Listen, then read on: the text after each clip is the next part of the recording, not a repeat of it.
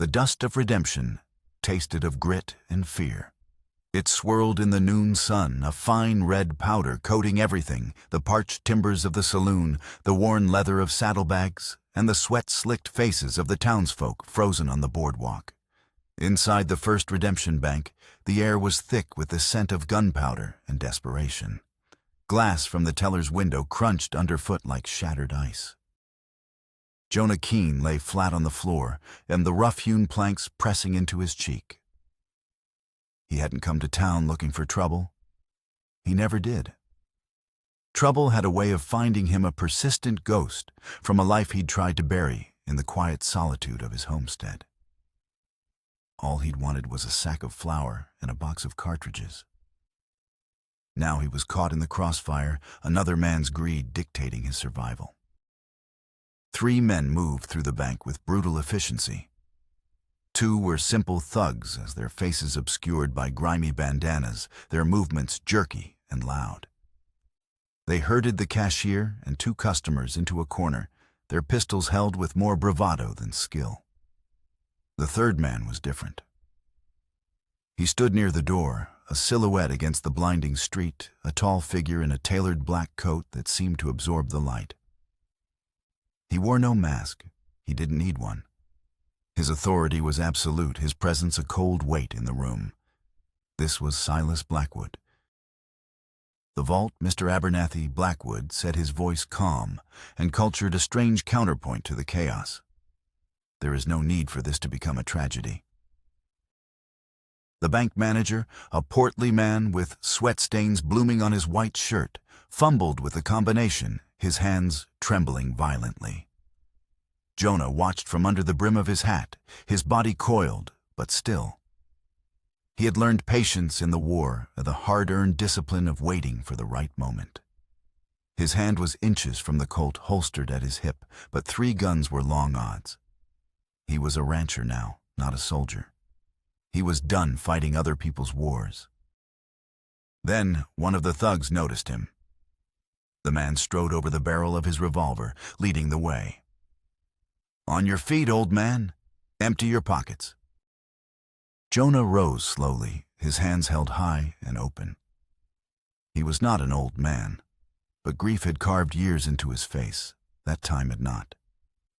He emptied his pockets onto the floor, a few coins, a clasp knife, a folded receipt for horse feed. The thug grunted, dissatisfied. His eyes scanned Jonah, lingering on the thin silver chain around his neck. "What's that?" he sneered, reaching out. Jonah's hand instinctively flew to his chest, closing around the small oval object tucked beneath his shirt. "It's nothing," he said, his voice a low growl. "Just a keepsake." The word was a mistake. It signaled value. The thug's eyes lit with avarice. "Let's see it." He lunged, his grimy fingers tearing at Jonah's shirt. The chain snapped. A small silver locket, tarnished with age and polished smooth by 1,000 touches, fell into the robber's palm. Something inside Jonah broke. It wasn't loud like the shattering window, but a silent, catastrophic fracture.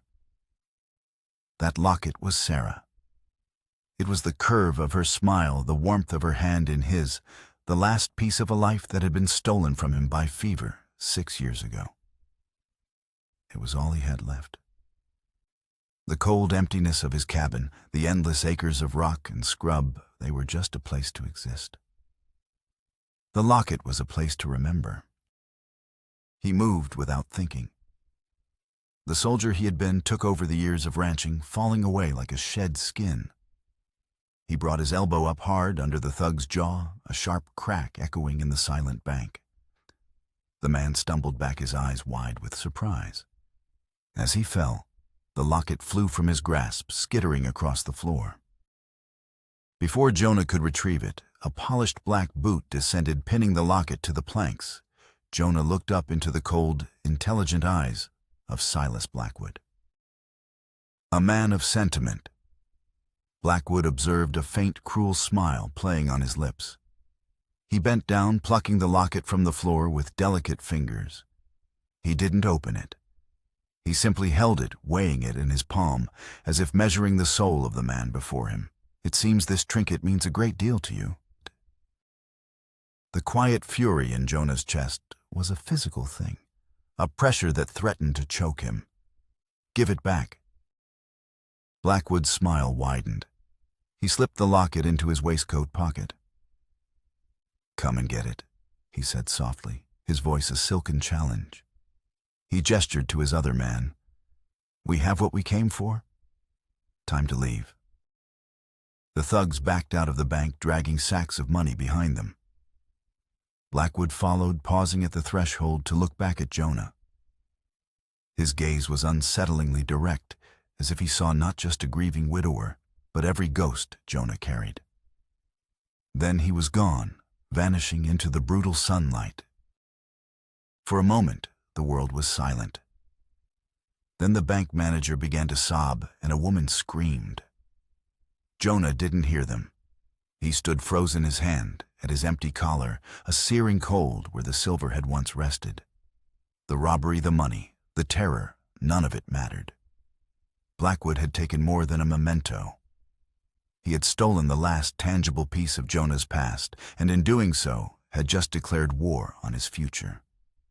The quiet rancher was gone. The soldier was back. Jonah Keene's homestead was a testament to his desire for oblivion. Tucked into a shallow canyon 20 miles from Redemption, it was a place the world had forgotten. The cabin, built of sturdy pine he'd hauled himself, stood against the wind like a stubborn monument to solitude. A small barn, a corral, and a well were the only other signs of human life for as far as the eye could see. Red sand glowed like embers under the unforgiving sun, and the wind whispered through skeletal sagebrush, a constant lonely sound. He had bought this land with his mustering out pay, hoping the hard work and profound silence would scour the memories of the war from his mind. It hadn't. The ghosts of the men he'd lost and the one he'd killed were as much a part of the landscape as the jagged mesas on the horizon.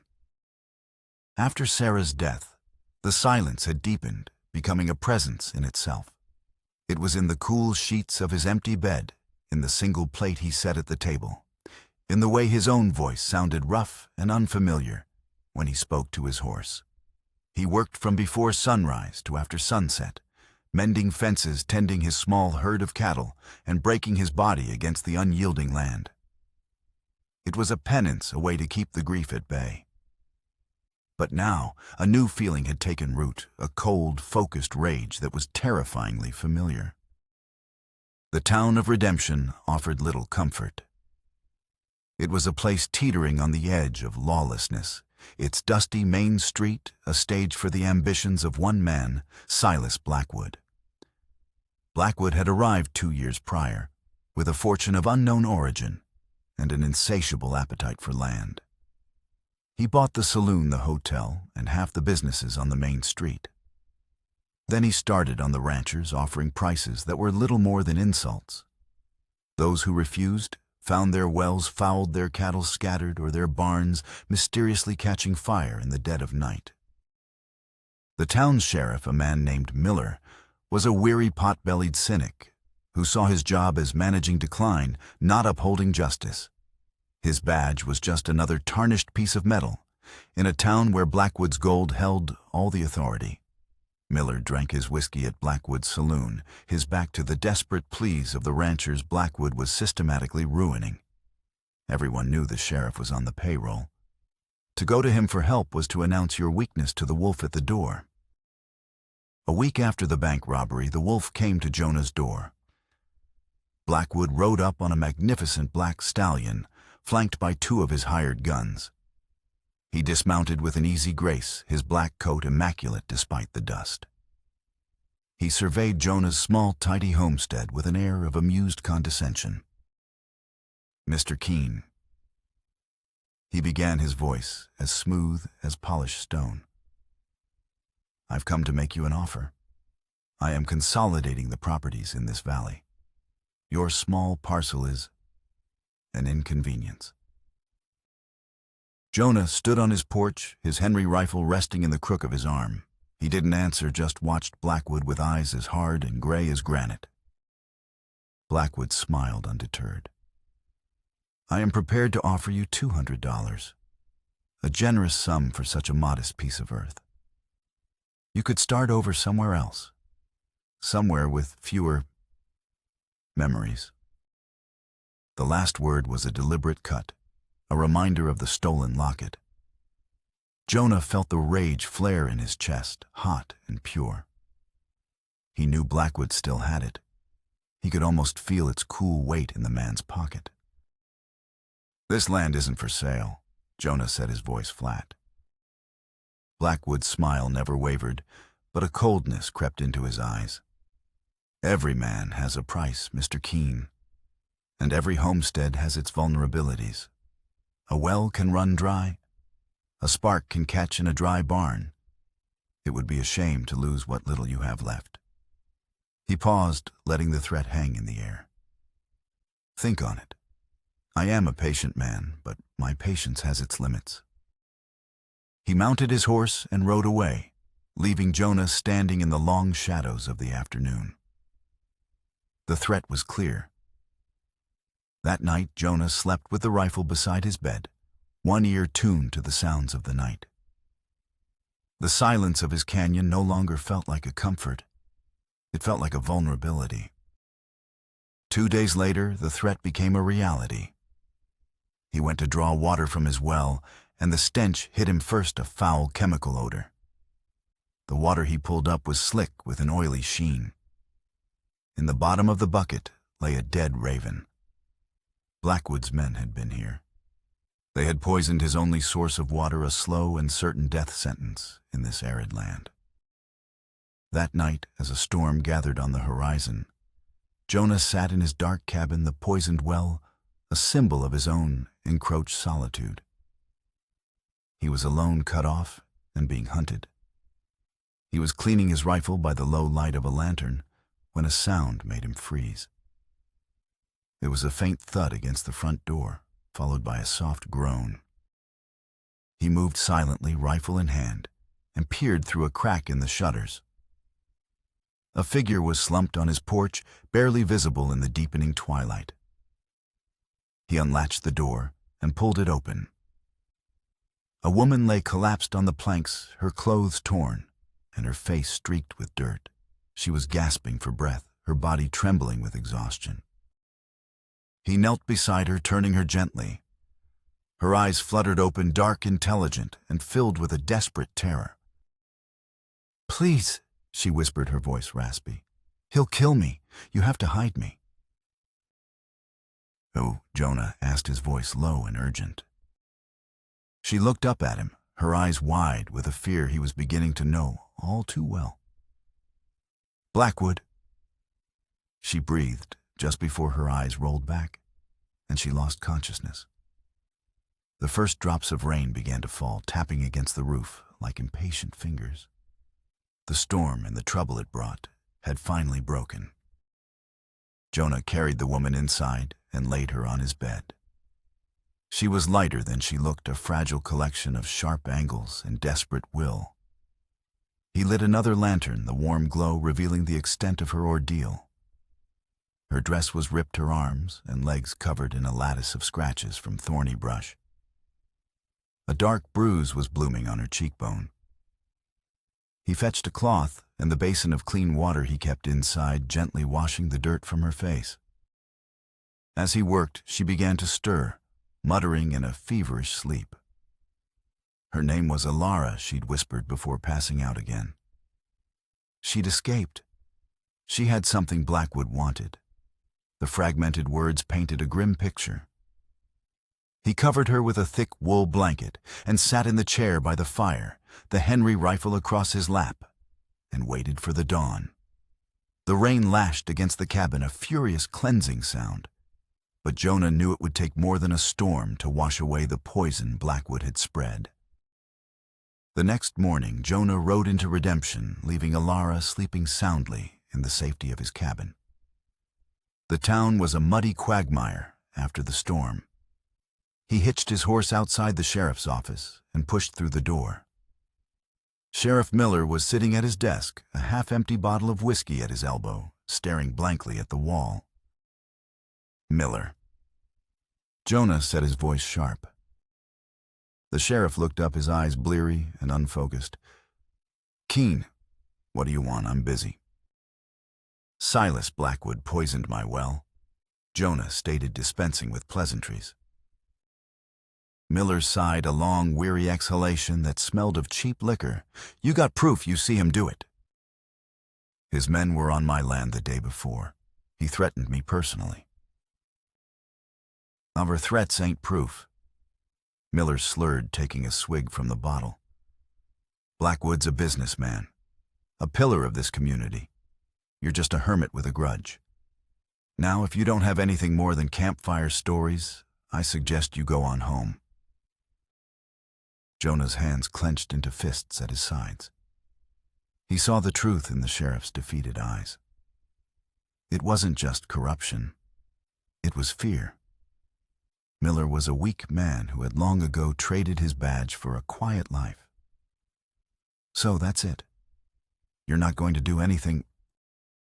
"There's nothing to be done," Miller said, turning his gaze back to the wall.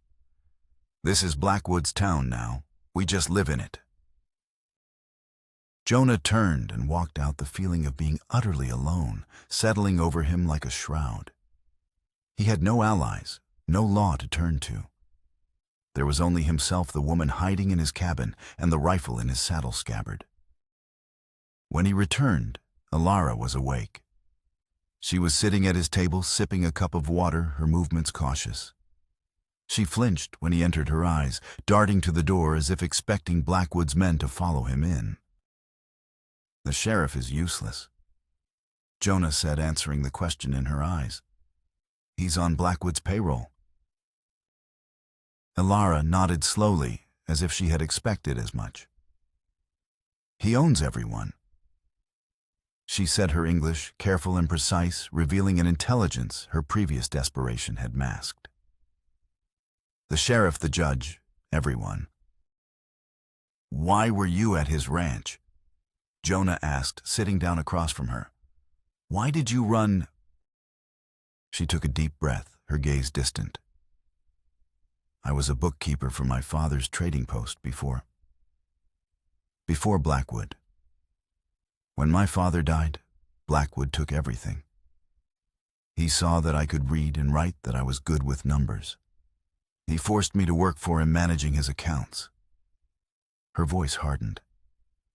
"He isn't just buying land, Jonah. He's searching for something." "Searching for what?" "I don't know for certain," she admitted. "But it has to do with old Spanish land grants. He has maps, geological surveys.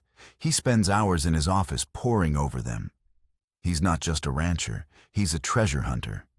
And he believes whatever he's looking for is on one of these small homesteads he's trying to acquire." She looked at him, her eyes dark with urgency.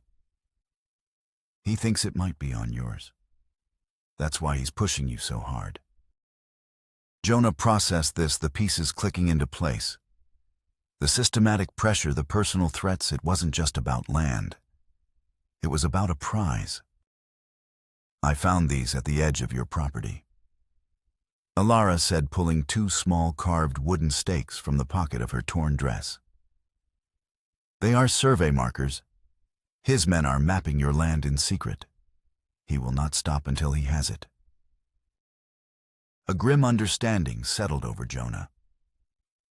He was no longer just defending a piece of earth. He was standing in the way of a fortune. Blackwood wouldn't just threaten him now. He would try to remove him. And he had to protect not only himself, but the woman who had brought him the truth.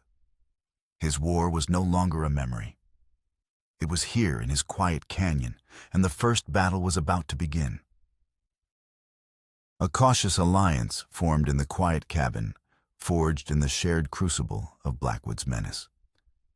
Jonah, a man accustomed to the stark solitude of his grief, now found his life intertwined with Alara's. She was quiet and observant, her presence a steady counterpoint to the storm brewing outside their small fortress. They spoke in clipped, efficient phrases, at first slowly building a fragile bridge of trust over the chasm of their individual pasts. "You need a new well," Alara stated one afternoon, watching as Jonah hauled the last of his clean water from the rain barrel. "Or we won't last a week. There's a spring-fed creek a mile north," Jonah replied, studying a map of his property. "It's a hard ride, but it'll keep us going." Together they planned. Jonah would ride for water at dawn and dusk, the times when the shadows were long and offered the most cover. Alara, using her knowledge of the terrain she'd gleaned from Blackwood's maps, pointed out a hidden box canyon where he could hide his cattle. "His men will try to scatter them," she said, her finger tracing a path on the worn paper. "It will be another way to force you out." Their days fell into a tense rhythm of survival. While Jonah was out, Alara turned the cabin into a defensible space. She cleaned and oiled his spare revolver with practiced efficiency, her hands steady. She stacked firewood inside and organized their dwindling supplies. She was not a passive victim waiting for rescue. She was a strategist, her mind as sharp as any weapon Jonah owned. One evening, as they shared a meager meal of jerky and hardtack, Jonah watched her by the firelight. "You know your way around a firearm," he observed. "My father taught me," she said, not looking up from her plate. "He said a woman in this territory needed to know how to count, how to read, and how to shoot. In that order." A sad smile touched her lips. He was right. Their bond deepened during a scouting mission. Convinced Blackwood's men were still monitoring his land, Jonah decided to locate their observation post. Alara insisted on coming. "I know what to look for," she argued. "I've seen their camps." They set out before dawn, moving through the pre-dawn gloom like ghosts. Alara proved to be an expert tracker, spotting a freshly broken branch here, an unnaturally placed stone there. She led him to a high ridge overlooking his cabin, where they found the remnants of a small campfire and several spent rifle cartridges. "They were watching us."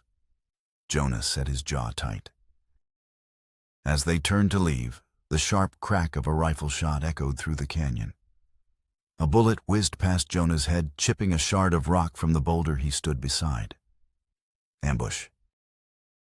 "Down," he yelled, shoving Alara behind a cluster of rocks. Two of Blackwood's men were positioned on the opposite ridge, rifles glinting in the morning sun.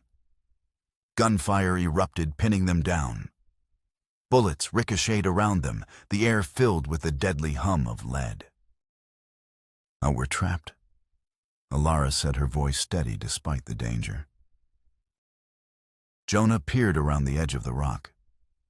The shooters were well positioned with a clear line of fire. "I need to draw their attention. When I move, you run for the lower trail. Get back to the cabin." "No," she said, her voice firm. "We fight together."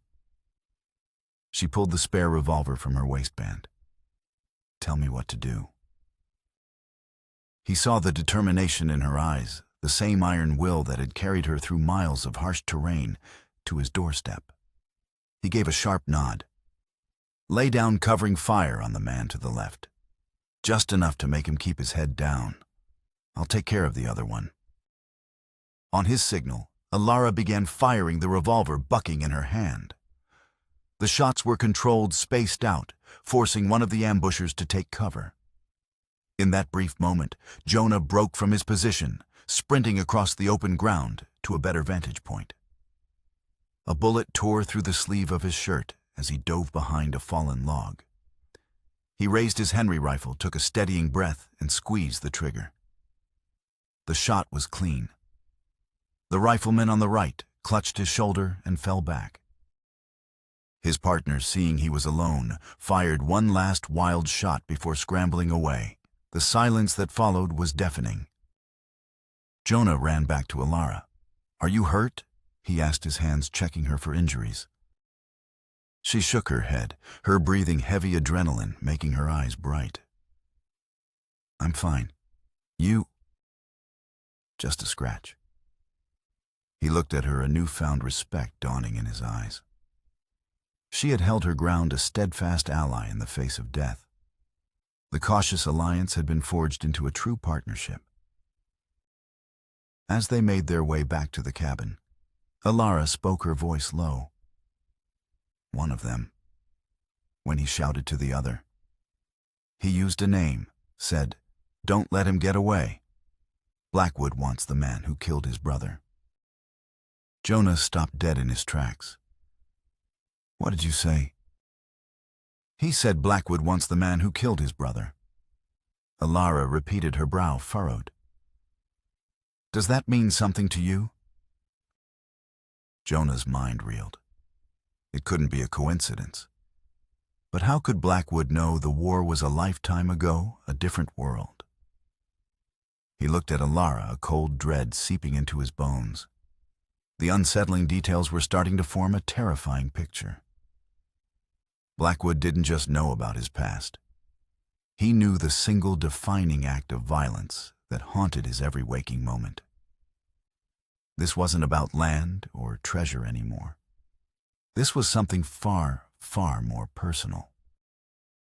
The revelation that Blackwood was driven by a vendetta settled over Jonah like a winter shroud. It explained the man's chilling focus, the personal nature of his attacks. The stolen locket, the taunts about memory, the poisoning of his well, they weren't tactics.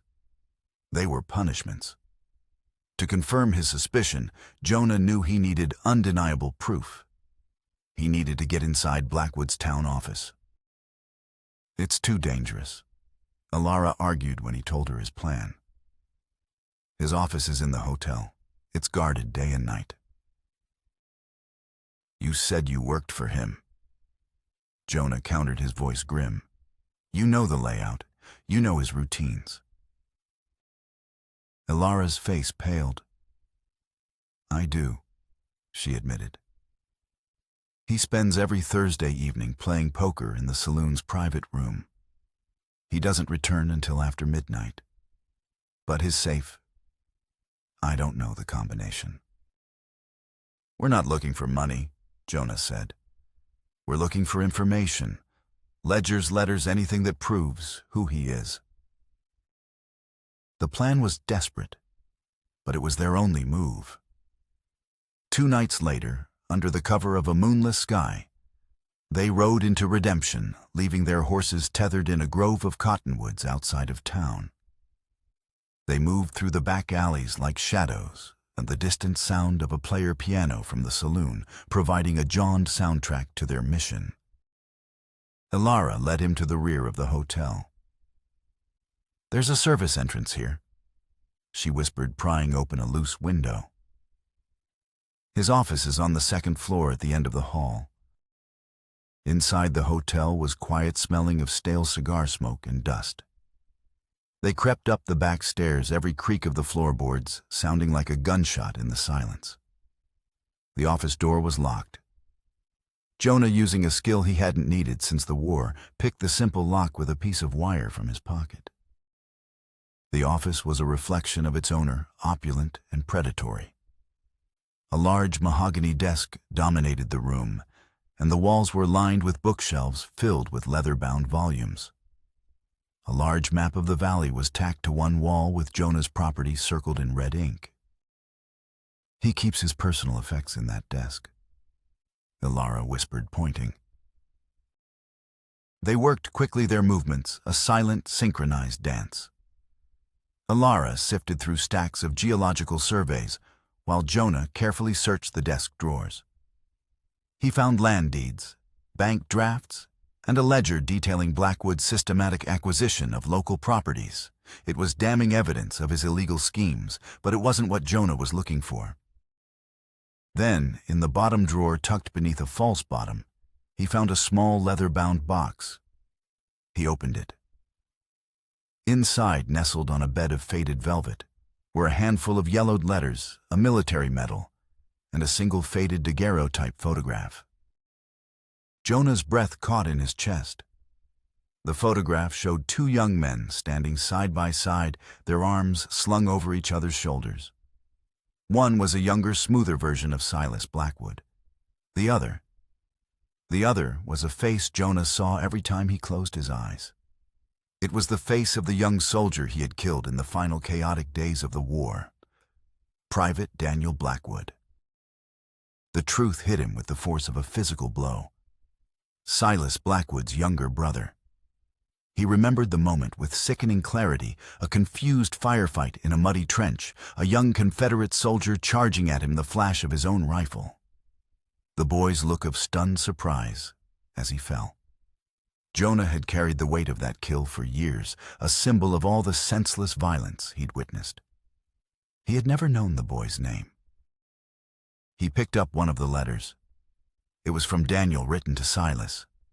He wrote of the hardships of war, of his fear, but also of his pride in serving. The last sentence read, "Tell Mother I will be home soon. This war cannot last forever." Jonah. Alara's voice was a soft whisper pulling him from the grip of the past.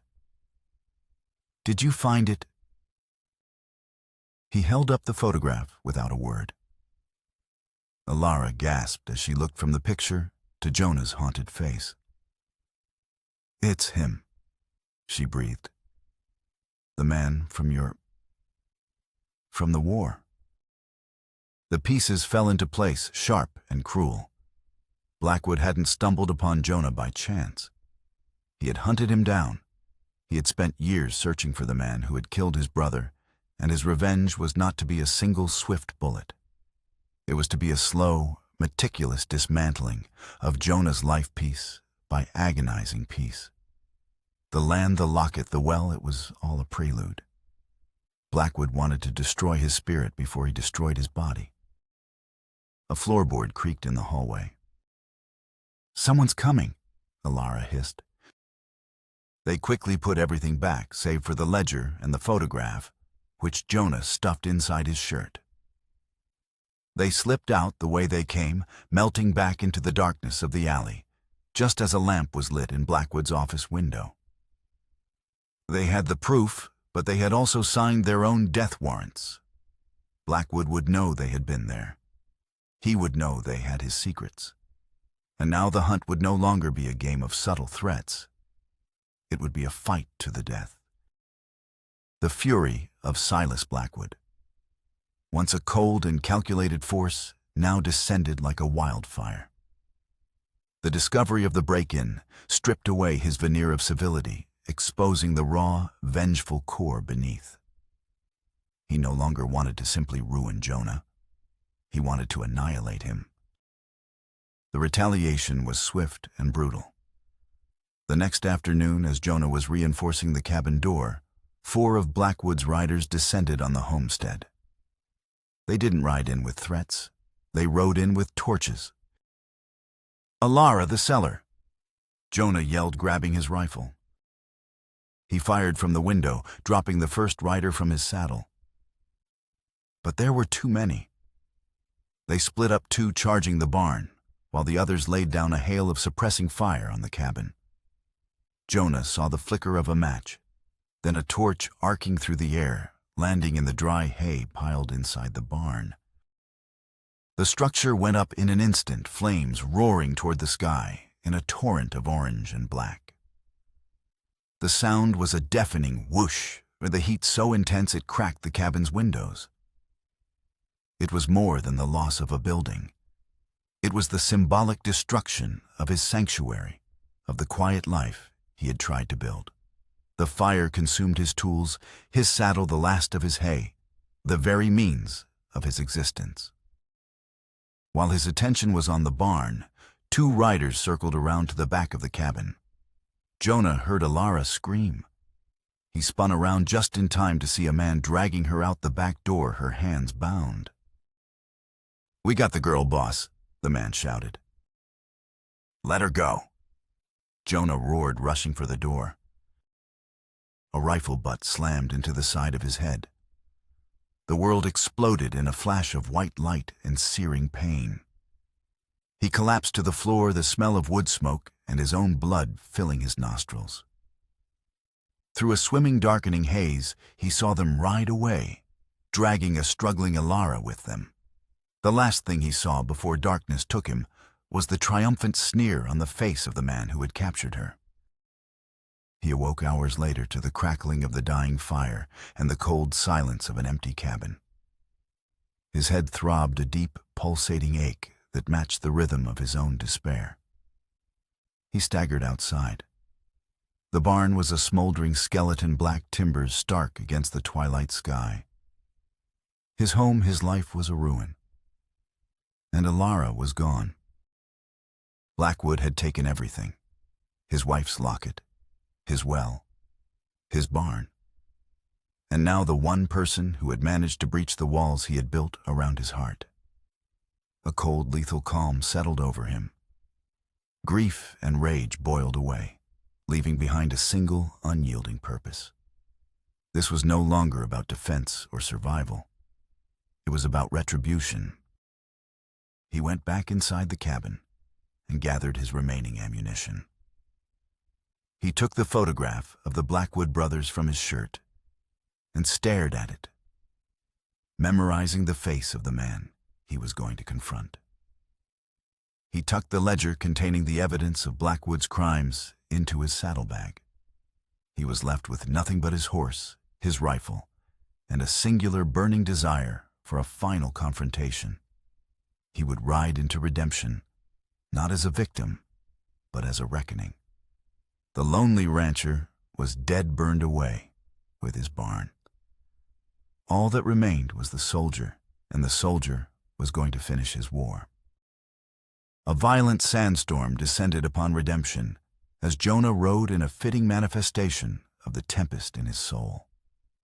The wind howled like a vengeful spirit, whipping sand into a blinding, stinging curtain that scoured the paint from buildings, drove every sane person indoors.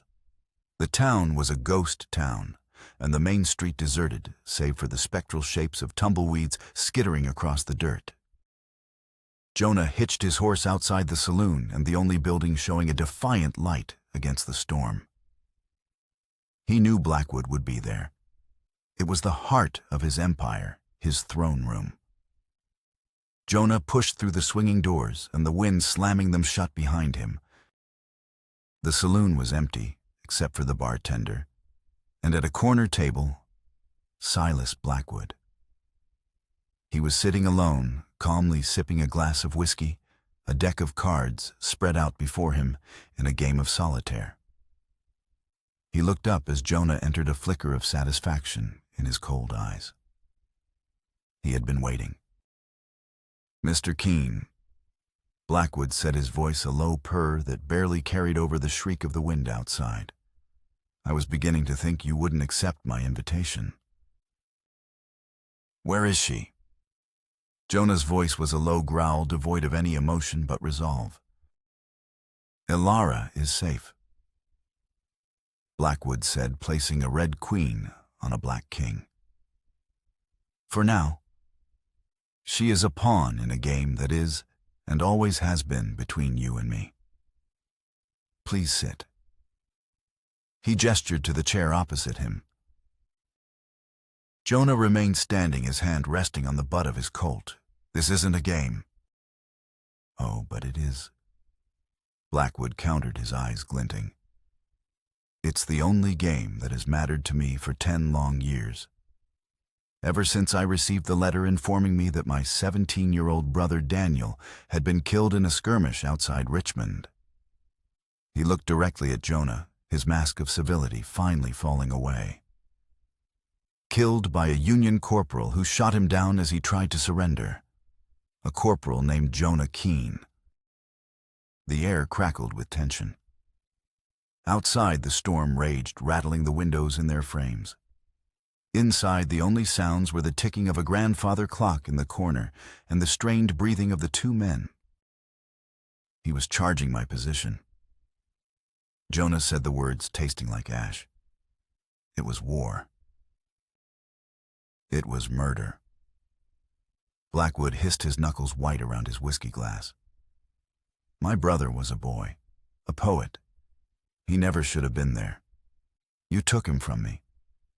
So I decided I would take everything from you. Your peace, your home, the memory of your wife. He reached into his waistcoat and tossed the silver locket onto the table. It slid across the polished wood and came to a rest in front of Jonah.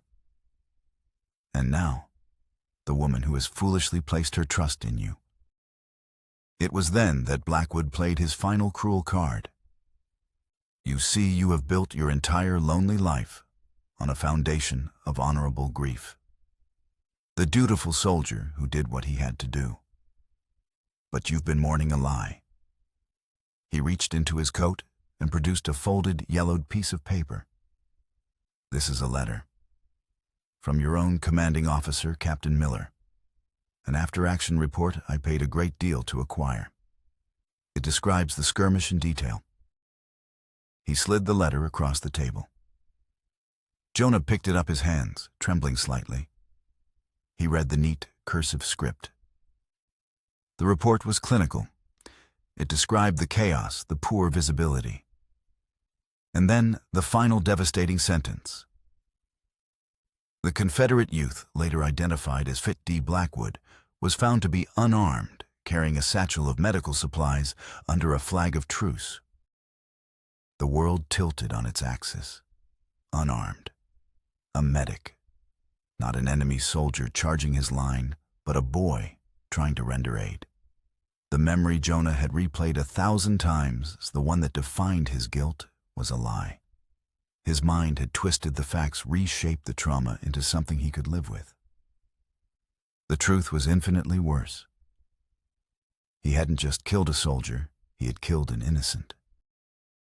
You see now, Blackwood whispered, savoring the look of shattered realization on Jonah's face. You are not a hero haunted by war. You are a common murderer. And I am your justice. Blackwood's hand dropped below the table. Jonah reacted on pure instinct.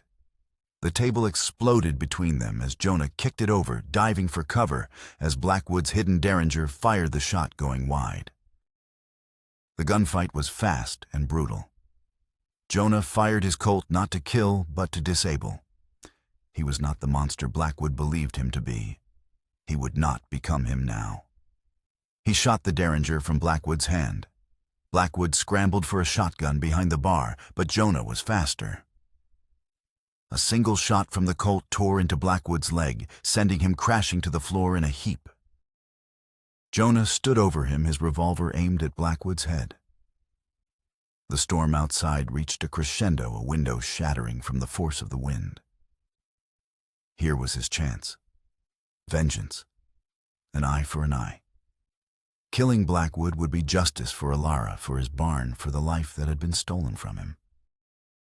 But as he looked down at the wounded, hate-filled man, he saw not an enemy, but a mirror. A man consumed by grief, twisted by a desire for revenge. To pull the trigger would be to validate everything Blackwood believed about him. It would make him the cold-blooded killer of an unarmed man. He lowered the gun. "It's over, Blackwood," he said, his voice heavy with the weight of his choice. "Your war is done." He would not give Silas the satisfaction of turning him into a monster. He would choose justice, not vengeance. And in that choice, in the heart of the storm, Jonah Keene finally found the first faint glint of his own redemption. As if on cue, the fury of the storm began to subside. The wind's howl softened to a mournful sigh, and the sand ceased its relentless assault against the saloon. Through the shattered window, the first hint of a clean dawn light pierced the dusty gloom. The door swung open, not with the force of the wind, but with human purpose. Two men stood silhouetted against the nascent light, their long coats and steady demeanors marking them as something more than local law. Federal marshals. Behind them stood the town blacksmith, a burly, honest man to whom Jonah had entrusted the ledger before riding into town. "He's in here," the blacksmith said, his voice firm. "Just like I said." The lead marshal surveyed the scene, the overturned tables, the shattered glass, Jonah standing over, a wounded and defeated Silas Blackwood.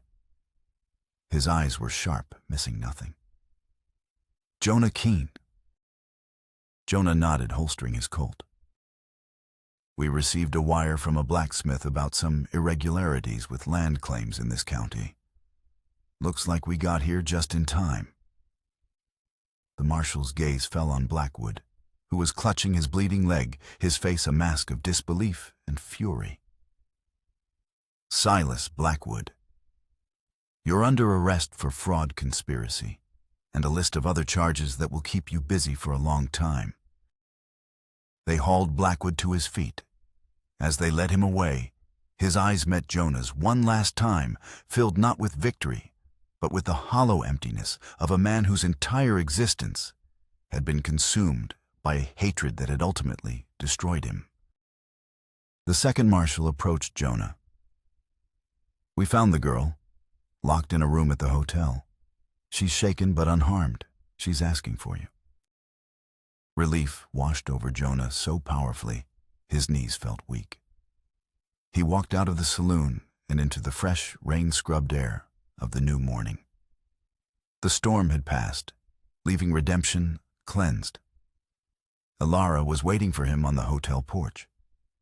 She ran to him, throwing her arms around him, and he held her tight, the simple, solid reality of her presence chasing away the last of the night's ghosts. They returned to the homestead to find a scene of devastation. The smoldering ruins of the barn stood as a grim monument to Blackwood's hate. The cabin was scarred, but standing. Facing the daunting task of rebuilding, they didn't feel despair. Instead, standing together amidst the ashes, they felt a quiet, resilient hope. The foundation was still there. They could build again. Months passed. The harsh sun of summer gave way to the crisp, golden light of autumn. The rhythm of life on the homestead returned, but it was a new rhythm, one of two people working in tandem. With the help of a few neighbors freed from Blackwood's tyranny and grateful for Jonah's stand, a new barn began to rise from the ashes of the old. The poisoned well was cleaned and restored. Life stubbornly began to flourish again. Jonah and Alara rebuilt more than just the homestead. In the quiet evenings and the shared labor of the long days, they rebuilt their lives. The silence in the cabin was no longer lonely. It was filled with a comfortable peace. Laughter, a sound long absent, became a frequent guest. The ghosts of Jonah's past still lingered, but they no longer had the power to command his present. Alara's presence, her strength, and unwavering belief in him kept them at bay. One clear, cool afternoon, Jonah saddled his horse. He rode alone to the small windswept hill at the edge of his property, where a single simple wooden cross marked a patch of earth. Sarah's grave. For years visiting this place had been an act of painful duty, a reopening of a wound that refused to heal.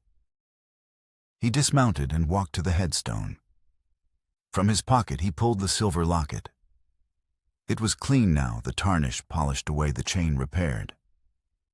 He had retrieved it from the sheriff's office the day after the storm, and the last piece of his stolen past returned to him. He gently hung it over the top of the wooden cross, the silver glinting in the afternoon sun. He stood there for a long time, the wind tugging at his coat. He finally spoke, his voice quiet but clear, not weighed down by the grief of yesterday, but filled with the peace of today. "Sarah," he began, "I carried so much guilt for so long. For the war, for you. I thought being alone was my penance. I thought I was honoring your memory by locking myself away." He paused, taking a slow breath. "But I was wrong. I met someone. Her name is Alara. She helped me see that honoring you isn't about ending my life. It's about living it. The man I was is gone. The man I am now. I think you'd like him." He reached out and touched the locket one last time, not as an act of letting go, but of acceptance. He was finally able to honor his wife's memory without being imprisoned by it. He had found not just survival, but true redemption. He turned and saw Alara waiting for him at the bottom of the hill, a patient silhouette against the vast, open country. He walked toward her, and she met him halfway, taking his hand in hers. Together they walked back toward the cabin, their home, their future. The shadows grew long behind them, but their faces were turned toward the light.